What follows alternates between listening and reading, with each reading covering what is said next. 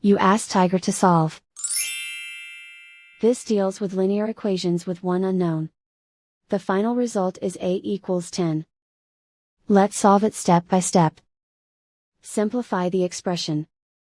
Expand the parentheses. Swap sides.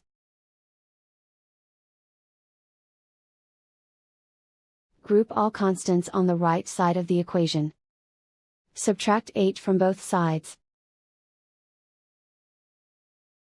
Simplify the arithmetic.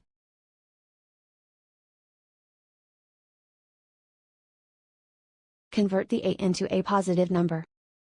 Multiply both sides by -1. Remove the ones. Simplify the arithmetic.